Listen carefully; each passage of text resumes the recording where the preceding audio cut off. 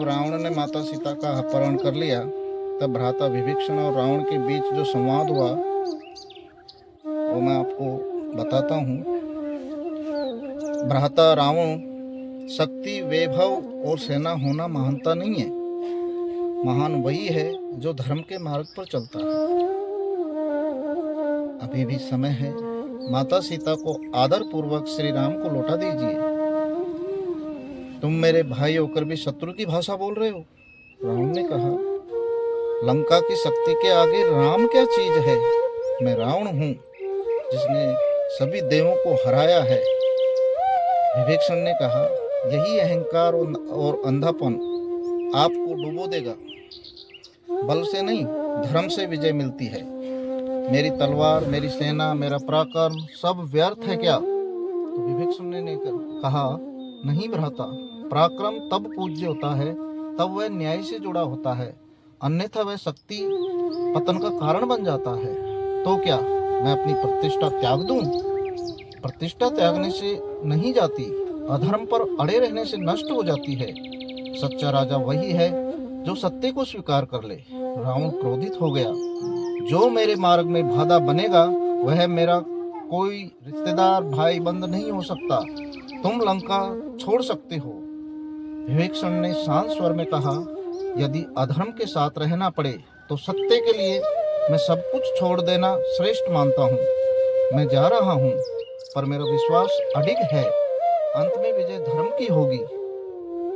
रावण ने विभीषण की एक बात नहीं सुनी। अंत में विभीषण ने लंका को त्यागना पड़ा। शक्ति से बड़ी विवेक की शक्ति होती है। गलत रास्ते पर खड़े होकर सही परिणाम की अपेक्षा नहीं की जा सकती। सत्य का साथ देने के लिए अकेले ही पड़ना पड़े तो भी मैं डरूंगा नहीं।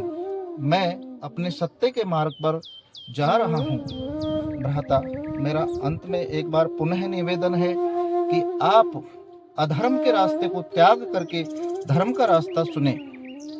लेकिन रावण ने विभीषण की एक भी बात नहीं सुनी और वह बड़े अपमानजनक तरीके से रावण ने विभीषण को लंका से बाहर निकाल दिया। अंततः परिणाम ये हुआ कि विभीषण लंका की शरण को छोड़ करके भगवान की शरण में आ गया।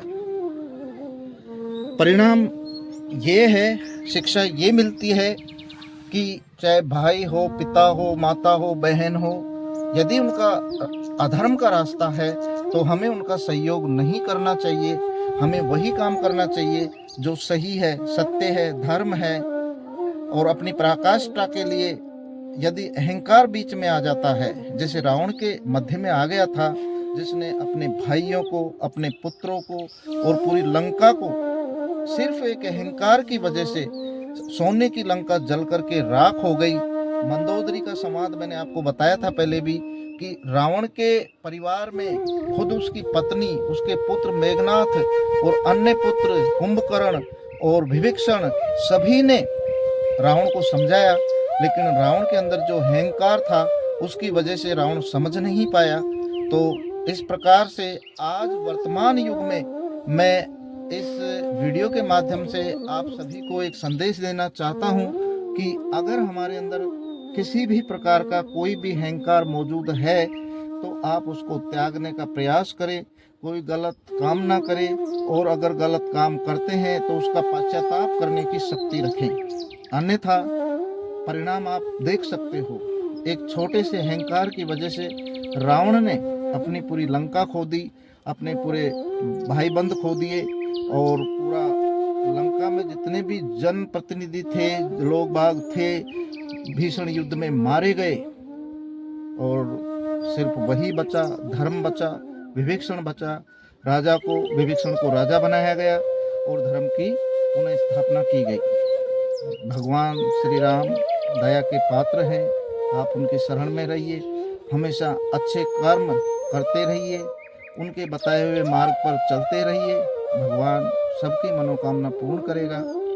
इसी शुभकामनाओं के साथ में अगर वीडियो अच्छी लगी हो तो शेयर जरूर करें। जय श्री राम, जय बजरंग।